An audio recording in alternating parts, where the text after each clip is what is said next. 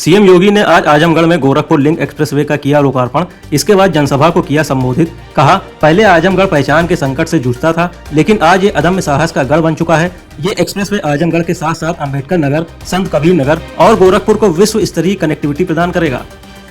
CM योगी ने विपक्ष पर साधा निशाना। कहा, पिछली सरकारें विकास के बजाय डी कंपनी और दाऊद गिरोह के साथ साझेदारी करती थी, सुरक्षा में सेंध लगाती थी और आजमगढ़ को आतंक का गढ़ बना दिया था। लेकिन आज कोई प्रदेश की सुरक्षा के साथ खिलवाड़ करने की कोशिश करता है तो उसके लिए यमराज का टिकट पहले से कट जाता है। लिंक एक्सप्रेसवे के बीच में खड़े होकर सीएम योगी ने खिंचवाई फोटो। फिर 91.35 किलोमीटर लंबे एक्सप्रेसवे का कार से निरीक्षण कर गोरखपुर पहुंचे सीएम। 10 फरवरी 2020 को शुरू हुआ था इस एक्सप्रेसवे का निर्माण।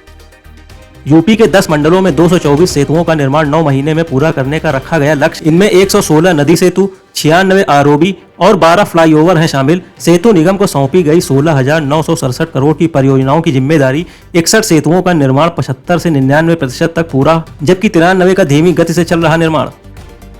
यूपी में बनेगा 700 किलोमीटर लंबा नया एक्सप्रेसवे। इस एक्सप्रेसवे से जुड़ेंगे यूपी से बंगाल तक 22 जिले। ये यात्रा, व्यापार और सुरक्षा को देगा मजबूती। इस हाईवे पर उतर सकेंगे फाइटर जेट। ये एक्सप्रेसवे दिल्ली से पूर्वी भारत की कनेक्टिविटी को बनाएगा तेज और सुगम।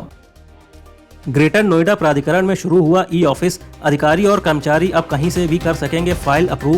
प्राधिकरण के सभी स्थायी स्टाफ की ईमेल आईडी हुई तैयार, साथ ही बनाए जा रहे डिजिटल हस्ताक्षर। इससे कार्य में आएगी पारदर्शिता, शासन की टीम कर सकेगी निगरानी। लखनऊ कानपुर के बीच जल्द दौड़ेगी नमो भारत ट्रेन। मेट्रो जैसी सुविधाओं से होगी लैस। ईएमयू की जगह ले सकती है ये ट्रेन। वंदे भारत की तरह पूरी तरह वातानुकूलित होगी ये ट्रेन। मेट्रो की तर्ज पर होगी आमने सामने बैठने की सुविधा। मीडिया कर्मियों ने आज राम जन्मभूमि मंदिर का किया दर्शन। ट्रस्ट के महासचिव चंपत राय ने किया था आमंत्रित। उन्होंने अंतर्राष्ट्रीय मीडिया सेंटर रामकोट में रखवाया पत्रकारों का मोबाइल कैमरा और वीडियो कैमरा। उन्होंने कहा कि ट्रस्ट की ओर से मंदिर के अंदर की फोटो और वीडियो कराई जाएगी उपलब्ध।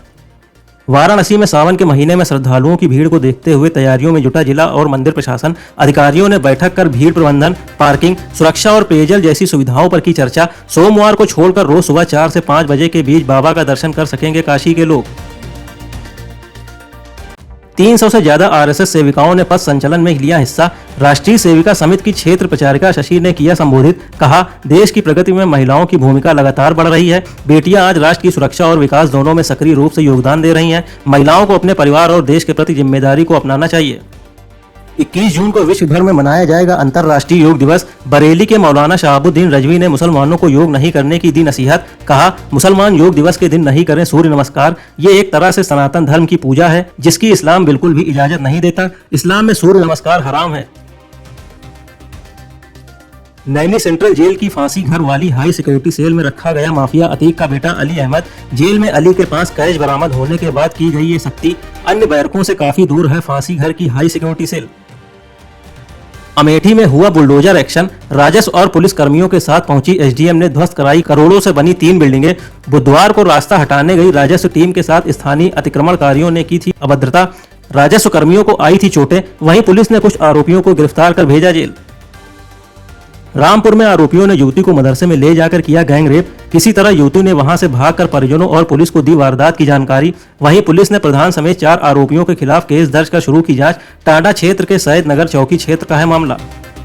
फिरोजाबाद में पुलिस ने मुठभेड़ में 3 पशु तस्करों को किया गिरफ्तार। 2 तस्करों को पैर में लगी गोली। आरोपियों के पास से 2 तमंचे, 5 कारतूस, 1 चाकू और चोरी की पिकअप बरामद। तस्कर ताजुद्दीन के ऊपर कई जिलों में दर्ज है 2 दर्जन से अधिक केस।